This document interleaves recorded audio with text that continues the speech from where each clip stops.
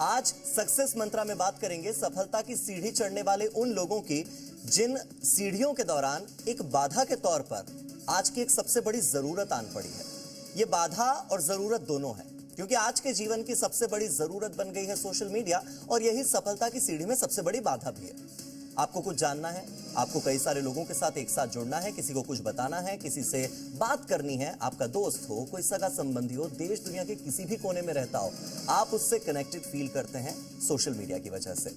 या फिर कोई ऐसी बड़ी शख्सियत, कोई ऐसा सेलिब्रिटी जिस तक पहुंचना आपके लिए नामुमकिन है या मुश्किल है, आप उनसे सोशल मीडिया प्लेटफॉर्म के जरिए बड़ी ही आसानी से जुड़ सकते हैं। आप बोर हो रहे हैं, किसी भी टाइम फोन उठाइए, सोशल मीडिया पर चले जाइए, आसानी से आपका टाइम पास हो जाता है। सोशल मीडिया एक सस्ता एंटरटेनर बन गया है और सोशल मीडिया पर आपको ज्ञान का भंडार मिलता है। आपकी सफलता आपकी सामाजिक प्रतिष्ठा में बहुत ही महत्वपूर्ण भूमिका निभाने लगा है। ये सब सोशल मीडिया के सकारात्मक पहलू हैं, पॉजिटिव एस्पेक्ट्स हैं। लेकिन सोशल मीडिया के साथ एक वार्निंग भी जुड़ी है। कब ये आपको कनेक्शन से एडिक्शन की तरफ ले जाता है पता नहीं लगता।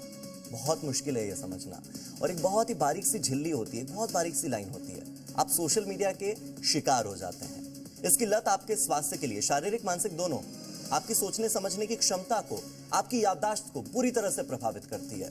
सोशल मीडिया आपकी सफलता का साथी तो हो सकता है, लेकिन देखते ही देखते यह साथी आपकी सेहत का दुश्मन भी बन सकता है। आपको अकेलेपन की गर्त में धकेल सकता है, कई सारी परेशानियां खड़ी कर सकता है, और सोशल मीडिया के इस्तेमाल को बेहतर तरीके से समझना बहुत जरूरी है। तो आज सक्सेस मंत्रा में हम इसी विषय पर बात करेंगे। हमारे साथ प्रोफेसर नवीन कुमार जी जुड़ गए हैं। नवीन कुमार जी न केवल साइकोलॉजिस्ट हैं, बल्कि साइकोलॉजी के प्रोफेसर भी हैं, और दिल्ली विश्वविद्यालय में वो कई विद्यार्थियों को पढ़ाकर उनके भविष्य निर्माण में उनकी मदद करते हैं। तो आज जी भारत के माध्यम से हम न केवल युवाओं बल्कि सभी के भविष्य निर्माण पर बात करेंगे। सर, बहुत बहुत स्वागत सबसे पहले तो आपका। आज हमारी पहचान सोशल मीडिया प्लेटफॉर्म एक्स ने चंद शब्दों में बांध कर रख दी है। हमारा अस्तित्व आज इंस्टा और फेसबुक के फॉलोअर्स की संख्या तय करती है। क्या आपको लगता है कि सफलता की सीढ़ी चढ़ने वाले युवा सोशल मीडिया एडिक्शन के कारण आइडेंटिटी क्राइसिस का शिकार हो रहे हैं, अपनी ही पहचान नहीं पहचान पा रहे? थैंक यू, आपने बहुत अच्छा सवाल प्रस्तुत किया। सोशल मीडिया एक आज के टाइम की रियलिटी हो गई है, चाहे वो यंग चिल्ड्रन हो या एडोलिसेंट्स हो या एडल्ट्स हो या एडल्ट्स हो या सीनियर सिटीजन्स हो, सभी सोशल मीडिया को अपने संवाद के लिए, अपने डे टू डे एक्टिविटीज़ के लिए, प्रोफेशनल एक्टिविटीज़ के लिए इसका इस्तेमाल करते हैं। क्योंकि यह एक कम्युनिकेशन का एक नया इवोल्यूशन है, जहां आप देखेंगे कि पहले ओरल हिस्ट्री था, फिर प्रिंट कल चल रहा है, फिर राइटिंग कल्चर आया, फिर प्रिंट कल्चर जिसको गटनबर्ग गैलेक्सी भी बोला जाता है। उसके बाद एक इलेक्ट्रॉनिक रिवोल्यूशन आया, जहां सोशल मीडिया एक संचार का माध्यम बना। और संचार के माध्यम में आप जहां पर आप एक मेन स्ट्रीम मीडिया है, जहां पर कि एक तरफ के लोग रेडियो है, ट्रांजिस्टर है या टेलीविज़न है, वहाँ एक ही तरफ का संचार होता है। पार्टिसिपेंट्स को अपनी बात कहने की आज़ादी नहीं होती है। पर सोशल मीडिया एक डायलॉजिक प्लेटफॉर्म है, जहाँ डायलॉजिकल प्लेटफॉर्म है, जहाँ की अपनी बात एक दूसरे से शेयर करते हैं और अपने भी किसी भी बातों के लिए उनको डिपेंडेंट रहते हैं। आप उनकी इमोशनल नीड्स को फुलफिल करता है सोशल मीडिया, उनके प्रोफेशनल नीड्स को फुलफिल करता है। इसके साथ साथ उनके पर्सनालिटी के आधार पर वो अपने अपने एज ग्रुप्स में और अपने लोगों से एक दूसरे के साथ संचार के माध्यमों से जुड़े रहते हैं। और उनकी सोशल मीडिया आइडेंटिटी का हिस्सा निश्चित रूप से बन गया है। जब तक वो किसी से एक दूसरे से जब वो कम्युनिकेट करते हैं तो उनको पता नहीं चलता है कि मेरा लिमिटेशन क्या है सोशल मीडिया में, कितना वक्त हमको समय व्यतीत करना चाहिए, क्या सकारात्मक सोशल मीडिया यूसेज हो रहा है या नकारात्मक हो रहता है।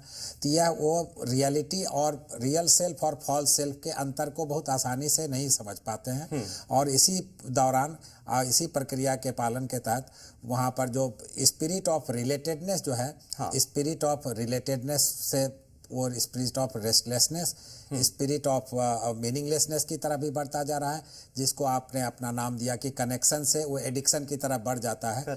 यद्यपि साइकोलॉजी का जो एसोसिएशन है जो साइकोलॉजिकल डिसऑर्डर को डिफाइन करता है, उसने सोशल मीडिया यूसेज को अभी तक डिसऑर्डर के रूप में नहीं माना है, जबकि गेमिंग डिसऑर्डर को डिसऑर्डर के रूप में माना गया है। ठीक है, आपने रियल सेल्फ और फॉल्स सेल्फ की बात की। देखिए, रियल सेल्फ यानी मैं कौन हूं, ये तो शायद मुझे 24 घंटे की जो जिंदगी भगवान ने दी है उसमें जानने का पूरा मौका मेरे पास है।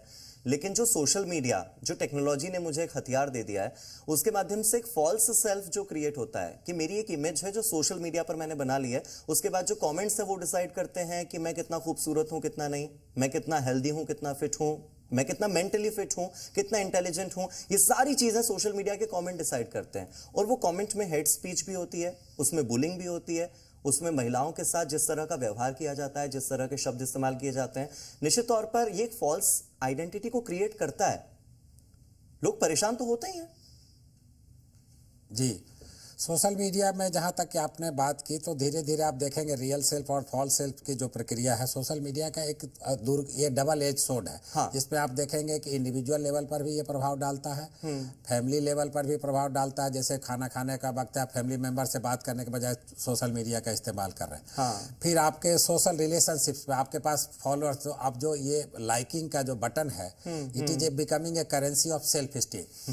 कि हमको कितने लोग लाइक बटन को दबा रहे हैं, उससे हमारा सेल्फ स्टीम प्रभावित होता है, कई बार पॉजिटिवली भी और कई बार उसके नहीं होने से निगेटिवली, और ये एंग्जाइटी क्रिएट करता है। और यह एंग्जाइटी कई बार साइकोलॉजिकल मेंटल प्रॉब्लम्स के तरफ ही बढ़ने की लगता है। जैसे एंग्जाइटी आप देखेंगे ऑब्सेशन का रूप धारण कर लेता है। हमेशा आदमी को एक एक्साइटमेंट होता है कि देखें कि अभी हमारे मोबाइल पर किसने लाइक किया, किसने। तो ये यदि उनको इतना डिपेंडेंस बढ़ता जाता है, ये डिपेंडेंस सोशल मीडिया डिपेंडेंस, जिसको प्रॉब्लमेटिक इंटरनेट यूसेज PIU की संज्ञा दी गई है। और उसमें व्यक्ति हमेशा एक ऑब्सेसिव बिहेवियर देखेगा कि हमेशा अपने आइडेंटिटी को चेक करने के कितने लोगों ने मेरे को लाइक किया, नहीं किया। अपनी बॉडी इमेज आइडेंटिटी के लिए वो कई बार आप देखेंगे कि लोग ऐसे बहुत रिसर्च में पाया गया है कि जो बच्चे ज़्यादा सोशल मीडिया यूज करते हैं उनका एंग्जाइटी लेवल भी हाई होता है। हाँ। कई बार उनका डिप्रेशन लेवल भी हाई होता है, कई बार उनका लोनलीनेस भी प्रभावित होता है। तो सोशल हेल्थ भी आपका प्रभावित होता है, इंडिविजुअल हेल्थ भी प्रभावित होता है, इंटरपर्सनल रिलेशंस भी होता है। और कई बार आप अपना इतना टाइम वेस्ट कर देते हैं कि आपके कॉग्निटिव फंक्शंस को भी ये प्रभावित करने लगता है, जहां रियल लाइफ सिचुएशंस को फेस करने के बजाय सोशल मीडिया के एक सररियल लाइफ को ही वो अपना, इसमें आप हमेशा उसको लगता है कि कौन मुझे कब क्या देख रहा है। और उसको अपने पास कोई आज, इसको एक बोलते हैं पेनोप्टिकॉन। और उसमें जो लैंग्वेज है, लैंग्वेज है वो हमेशा एक प्रीडोमिनेंट लैंग्वेज होता है, उसको फॉलो करने की। तो आप देखेंगे एक राइटिंग की भी जो हैबिट थी वो भी धीरे धीरे खत्म होते जा रही है सोशल मीडिया के। और इन डेप्थ एनालिसिस, 1 मिनट का वीडियो, 1 मिनट का रील, तो आपको ना उसका टेक्स्ट पता है ना कॉन्टेक्स्ट पता है, और 1 मिनट का बहुत हिट हो गया। तो कई बार जो सोशल मीडिया इन्फ्लुएंसर्स को यूज करते हैं, तो आपके इन डेप्थ एनालिसिस के बगैर वो कोई सरफेस रियलिटी पर ही ज़्यादा उसका आप देखेंगे। तो प्रोपेगेंडा, पब्लिसिटी और एक लार्ज पर्सनालिटी सेलिंग मशीन, जहाँ की अपने आप को 1 मिनट में लोग पॉपुलर बना देते हैं कि भाई ठीक है, इनका एक वीडियो पॉपुलर हो गया and they are being followed by millions. मगर पॉपुलैरिटी के चक्कर में कई बार फेक न्यूज़ भी तो बहुत ज़्यादा फैलती है ना, उसका क्या करें? अफवाहें भी तो सोशल मीडिया के माध्यम से फैलती है। सोशल मीडिया आप देखें, उसमें एक चेक करने का किसी के पास बहुत तरीका नहीं, क्योंकि ये टेक्नोलॉजी बेस्ड है। और जब आप देखेंगे हिडेगर हो, फ्रांसिस बेकन है, ऐसे ऐसे बहुत बड़े बड़े थिंकर ने कहा था कि टेक्नोलॉजी बहुत नई चीज़ें पैदा कर देता है, लेकिन वह मानव के कंट्रोल में नहीं रहता, नियंत्रण में नहीं रहता, बल्कि मानव खुद उसके नियंत्रण में चला जाता। तो आप अपने क्रिएटेड इन्वेंशंस के ही ट्रैप में चले जाते। तो सोशल मीडिया उसका एक सटीक उदाहरण है। ये भी एक सक्सेस मंत्र है मुझे लगता है आज के लिए, कि अगर आप सक्सेसफुल होना चाहते हैं तो कम से कम इन फेक न्यूज़ पर और सोशल मीडिया पर फैल रही पॉपुलर अफवाहों पर तो कम से कम ध्यान मत दीजिए। आप बीमारियों का जिक्र कर रहे थे, कार्पल सिंड्रोम का जिक्र होता है, जिसमें उंगलियां कांपने लगती हैं क्योंकि पूरा दिन फोन चला रहे हैं। फोमो यानी सबसे अकेले रह जाना, पीछे छूटकर रह जाने का डर, कई बार अपनी बॉडी इमेज को लेकर कई तरह की बीमारियां हो जाती हैं जो कि सोशल मीडिया एडिक्शन से जुड़ी हुई हैं। बार बार आपने कहा था कि नोटिफिकेशन चेक करना, एक ही मैसेज अनरीड न रह जाए, तो बार बार वो एक कंपल्सिव बिहेवियर हो जाता है, एक मेनिया का रूप ले लेता है। ऐसे में मानसिक स्वास्थ्य को ठीक रखें, ये एडिक्शन में तब्दील ना हो जाए। कैसे डिसाइड करेंगे कि ये एडिक्शन हो गया है मुझे, या मैं किसी बीमारी का शिकार हो गया हूं? जो व्यक्ति यूज करता होता है और जो एडिक्शन या डिपेंडेंस हाई डिपेंडेंस लेवल में, उसको कई बार डायरेक्टली वह उसके लिए अवेयर नहीं रहता, लेकिन उसके जो केयर टेकर्स है या उसके जो फैमिली मेंबर्स हैं उनको पता चलेगा, जैसे खाने का आपका रूटीन है उसमें बहुत बदलाव, यदि स्लीप डिस्टर्बेंसेस हो रहा है, या आप अपने एग्जाम में, मैं देखता हूँ कई एक बार कोई रात भर मोबाइल एडिक्शन, मोबाइल यूज करता रहा और अपने एग्जाम को ही मिस कर गया, या आपको कहीं इंटरव्यू देना जाना है 9 बजे तो आप पहुँच रहे हैं 12 बजे।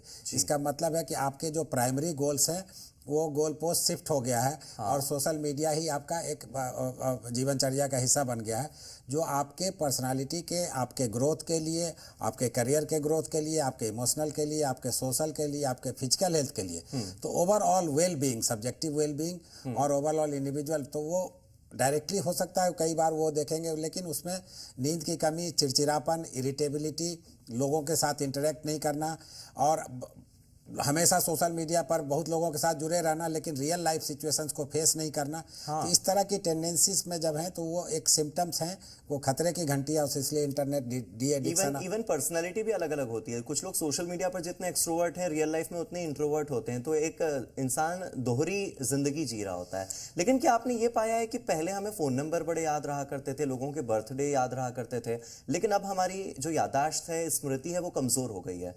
मेडिकली क्या सोशल मीडिया मेमोरी पर असर डालता है?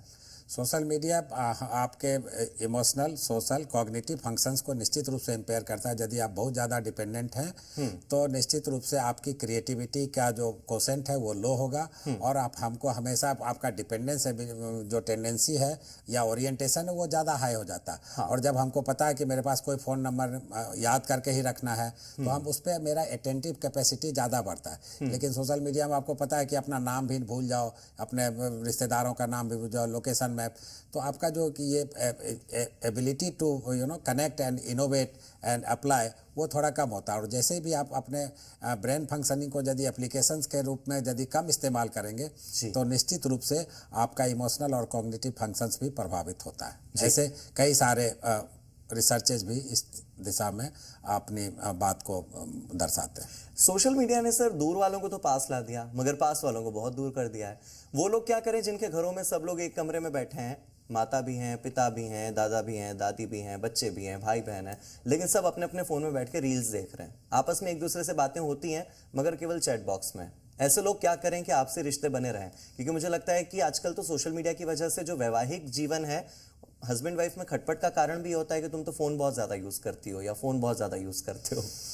इसमें एक एट्रीब्यूशन का थ्योरी है जिसमें जो लोग यूजर्स होते हैं वो हर एक दूसरे को ब्लेम करने की टेंडेंसी रखते हैं, जबकि रियल सोर्स कुछ और होता है। तो आप देखेंगे जहां बच्चे बहुत ज़्यादा सोशल मीडिया का यूज कर रहे हैं तो वहां पेरेंट्स की भी कहीं भूमिका कम नहीं होती है। कई बार पेरेंट्स, और अभी आप देखें आप जितना रियल लाइफ सिचुएशन से हटने की टेंडेंसी है, और सोशल मीडिया क्या होता है ना, एक सररियलिस्टिक होता है, थोड़ा कॉस्मेटिक होता है, थोड़ा ग्लॉसी होता है, थोड़ा ब्राइट होता है, तो उसमें लोग को लगता है कि चलो हम भी अपना सोशल मीडिया पर एक सेल्फी अपलोड करें या कोई फोटोग्राफ अपलोड करें, उसको इतने लोग लाइक करेंगे। सोशल मीडिया में कई बार लाइक्स डिसलाइक्स की संख्या है, तो वो पेरेंट्स के लेवल पर भी और इवन सीनियर सिटीजन्स के लेवल पर भी और चिल्ड्रन और यूथ के लेवल पर, तो ये सोशल मीडिया यूसेज ऐसा कोई एज स्पेसिफिक नहीं रह गया है। मैं तो देखता हूँ बहुत एडल्ट्स भी उसके अच्छे भागीदार, और ये पूरा हमारे फैमिली सिस्टम्स को रुइन करता हुआ जा रहा है। पहले वेस्टर्न सोसाइटीज़ में इंडिविजुअलिज्म का बोलबाला था, पर अब इंडियन सोसाइटी में भी आप देखेंगे कि एक ही घर में यदि 4 लोग हैं तो चारों की निजता अपनी अपनी अलग अलग कमरे में है, और उनका एक तो फैमिली लाइफ में जो इंटरेक्शन होता था, जो क्वालिटी टाइम होती थी, जो फैमिली का दुख सुख होता था, वो सबको शेयर करने की टेंडेंसी में कमी आ गई है।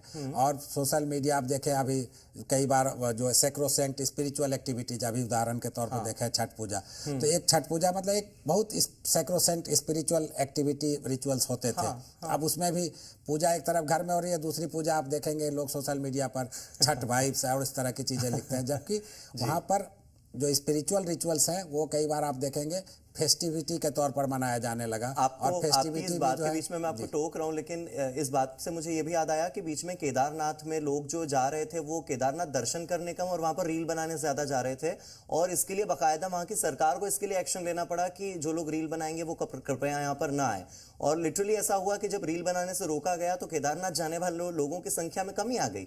मतलब उन्हें भगवान से कोई लेना देना नहीं है, उन्हें केदारनाथ की वाइब से मतलब है। तो स्पिरिचुअल, यही मैंने कहा कि स्पिरिचुअल एक्टिविटी आप देखेंगे, ऑनलाइन रिलीजियस एक्टिविटी भी बहुत बार प्रचार प्रसार होता है, ऑनलाइन भी है। तो कई बार स्पिरिचुअल एक्टिविटी जो है उसका पूरा का पूरा एम होता है इटर्नल ग्रोथ, और इसमें है कि एक्सटर्नल मतलब दूसरे को दिखाने की तो कोई बात ही नहीं होनी चाहिए जब भी आप स्पिरिचुअल एक्टिविटीज़ की बात करें। लेकिन सोशल मीडिया स्पिरिचुअलिटी में आप देखेंगे कि मेरे पास इतने नंबर ऑफ फॉलोअर्स हों, that is why I am so and so spiritual गुरु। तो ये भी आप देखेंगे एक तरह का उसमें मार्केट मिक्स भी होता है, जबकि स्पिरिचुअल गुरु के पास संख्या चाहे कितनी हो, अच्छा हो, मतलब बड़ा हो या छोटा हो, this should not be the criteria of any spiritual quality of thinking. Naveen ji, वैसे भी सोशल मीडिया ने ऐसे ऐसे बाबाओं की दुकानें खोल दी हैं जो कि सोशल मीडिया पर तो बड़े फेमस हैं, वो मीम बन जाते हैं, लेकिन वो कभी भी आपके स्पिरिचुअल जो जर्नी है उसमें मदद नहीं कर पाते, वो आपको सही राह नहीं दिखा पाते। तो ये सोशल मीडिया के जो बाबा हैं इनसे दूर रह करके थोड़ा सा अगर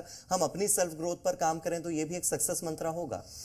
निश्चित रूप से आप जैसा बता रहे हैं, मैं कह रहा हूँ कि एजुकेशन की बात करें, आप देखेंगे बच्चे भी जैसे टीचर्स के मिलने की बजाय या अपने बुक को रीडिंग करने के बजाय आप एआई का प्रयोग करके चाहते हैं कि अपना होम असाइनमेंट पूरा कर लें और हर एक तरह का नॉलेज। तो इससे क्या हो रहा है कि क्रिएटिविटी और इन डेप्थ एनालिसिस और जो एक समग्र रूप दृष्टिकोण है उसमें कमी आती जा रही है कि आप हर एक डिसिप्लिन को इंटरडिसिप्लिनरी मतलब एक समग्र दृष्टिकोण से देखने की जो आदत होती थी वो उसमें थोड़ी कमी निश्चित रूप से आपको नजर आएगी कि लोग बहुत एक सीमित क्षेत्र में ही अपने उद्देश्य को प्राप्त करके बोलते हैं कि मेरा ये हो गया वो हो गया। तो दिखाने की टेंडेंसी और ये एग्जिबिशनिज्म जिसको बोलते हैं ये, और नार्सिसिज्म भी वो भी एक तरह से एसेंडेंसी पर है, जहाँ की सेल्फ मतलब सेल्फ इंटरेस्ट बहुत इंपॉर्टेंट है, अदर्स इंटरेस्ट थोड़ा कम हो गया। आपने कुछ ऐसे शब्दों का इस्तेमाल किया है, मुझे लगता है कि दर्शकों को जाकर इन शब्दों को गूगल जरूर करना चाहिए, क्योंकि उन्हें ये समझ आ जाएगा कि आखिर आज हम इस विषय पर बात क्यों कर रहे हैं।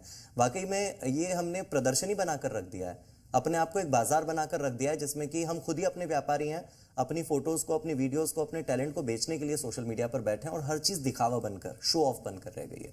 अच्छा, मुझे 5 ऐसी टेक्निक्स बताइए कि कनेक्शन भी ना खोएं और जुड़े भी रहें, मतलब बातें होती रहे अपनों से, लेकिन वो सोशल मीडिया आपका पूरा दिन न खा जाए, बस उसी में सारा जीवन न समा जाए। आप देखिए हमारे इंडियन कल्चर में फास्ट करने की एक बहुत बड़ी परंपरा है। तो लोग यदि फास्टिंग करते हैं तो बोलता है कि वो आपका इम्यून सिस्टम को काफ़ी मदद करता है। उसी तरह से अब जो बड़ी निश्चित रूप से ये करेंसी में आया हुआ है वो है डिजिटल फास्ट। आप वीक में एक दिन, जिस दिन आपका कोई ऑफिशियल इतना इंपॉर्टेंस नहीं होता है, तो आप चाहें तो अपने आप को सोशल मीडिया से कुछ अपने डूज एंड डोंट्स को डिसाइड कर लें कि हमेशा अपने जो फ़ोन में जो डिसेबल कर दें, जिससे कि आपको तुरंत नोटिफिकेशन इंस्टेंट तुरंत में आपका ध्यान नहीं जाए, या खाने के समय या घर पर या सोने के समय आप अपने फ़ोन को अलग रख दें, या सुबह जगने के साथ आप कुछ अच्छा स्पिरिचुअल मंत्रा चैंटिंग सुने या कुछ अच्छा चीज़ करें, अपने परिवार वालों से बात करें कि भाई ब्रेकफास्ट के बाद मैं ऑफिस के लिए।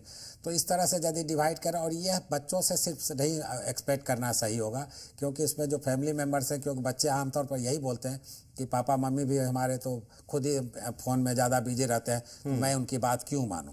तो आप खुद एक रोल मॉडल क्रिएट करें और एक अवेयरनेस, एक लार्जर सोशल एक्टिविटी या लार्जर सोशल गोल कि आप गरीबों के लिए कुछ काम कर रहे हैं या फिजिकल एक्टिविटी करें या किसी गेम्स और स्पोर्ट्स, योगा, मेडिटेशन, ऐसे चीज़ों में यदि आप संलग्न हो गए तो आपका जो हैप्पीनेस का लेवल होगा वो ज़्यादा सस्टेनेबल होगा। और ये सोशल मीडिया वाला चूँकि इसका डिपेंडेंसी दूसरों पर होता है, कंपैरिजन पर होता है, तो हमेशा उतार चढ़ाव होता है। और जब उतार चढ़ाव होता है, जैसे बाजार आप देखते हैं शेयर मार्केट में बढ़ा तो बहुत खुश, नहीं तो नीचे गया तो बहुत दुखी। तो इस तरह से यदि इसको भी शेयर मार्केट तरह से आप अपने मूड्स को डिपेंडेंट रखेंगे तो बहुत सुखी नहीं रहेंगे।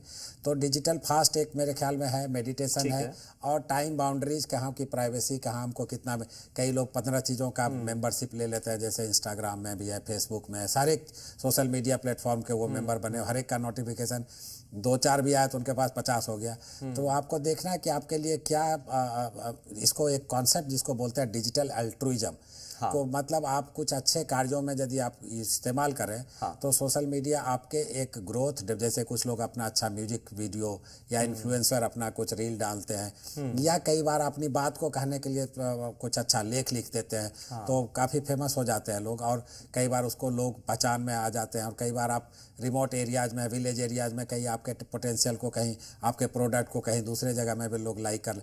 तो social media as a platform for philanthropy, आप देखेंगे एक साउथ अफ्रीका में फाउंडेशन आया था, यूएस बेस्ड था, जिसने कि काफ़ी इंटरनेट लिटरेसी पर सस्टेनेबल डेवलपमेंट। तो internet as a medium is a very powerful medium, लेकिन इसको यदि आप ठीक से नहीं करेंगे इस्तेमाल तो ये आपके लिए घातक हो सकता है, व्यक्तिगत तौर पर, सामाजिक तौर पर, सांस्कृतिक तौर पर और राजनीतिक तौर पर। क्योंकि कुछ लोग अपना ज्ञान, जनरल नॉलेज सिर्फ बस टीवी और सोशल मीडिया पर कुछ बोला, उसके सच्चाई को बिना समझे परखे अपनी प्रतिक्रिया देने लगते हैं, जबकि बाद में पता चलता है कि ये फेक न्यूज़ था या इसका कोई ओरिजिनल बेसिस नहीं था।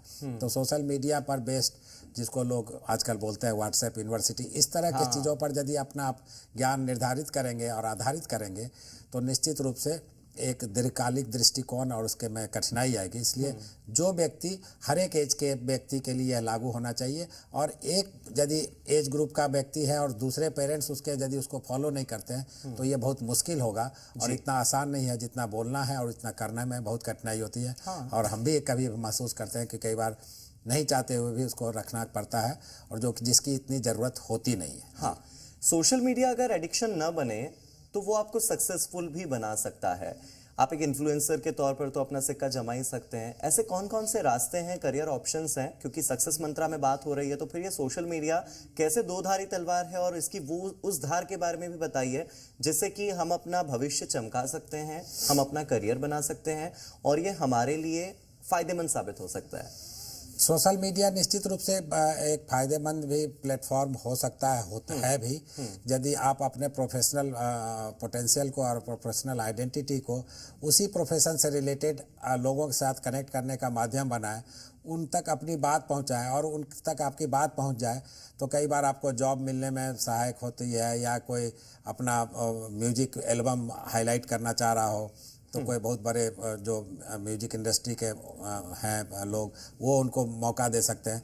तो सोशल मीडिया आप देखेंगे जो पढ़ने लिखने वाले बच्चे हैं उनको कई बार एक सोशल मीडिया के थ्रू वो अपने सब्जेक्ट के एक्सपर्ट से वर्ल्ड लेवल पर भी कनेक्ट हो जाते हैं, और कई बार उनके कार्य को देख करके उनको भी ऑफर मिल जाता है रिसर्च ग्रांट का या इस तरह से रिसर्च करने। तो सोशल मीडिया दो धारी तलवार निश्चित रूप से है। सोशल मीडिया को आप किस तरह से इस्तेमाल करते हैं, कितना इस्तेमाल करते हैं, और इसका पूरा का पूरा हर एक व्यक्ति के लिए एक सिंगल फार्मूला नहीं है कि हर एक आदमी इसी को फॉलो करेगा तो सही। सबको अपनी प्राथमिकताएं, अपने सांस्कृतिक सामाजिक संदर्भ और अपने घर की स्थिति को भी देखना होगा कि क्या उनके पास इतना लग्जरी के लिए टाइम है कि वो अपना काम छोड़ के सोशल मीडिया में 10 घंटा कर रहे हैं और फिर अपने जो प्राथमिकता है उसको भूल जा रहे हैं, या मजबूरन भूल रहे हैं कि कंपल्सिवली भूल रहे हैं क्योंकि उनके पास ये सोशल मीडिया एडिक्शन से या सोशल मीडिया डिपेंडेंस से वो प्रभावित है। जी नवीन जी, मुझे ऐसा लगता है कि वाकई में ये दो धारी तलवार है, लेकिन ये तलवार आज मेरे हाथ में भी है।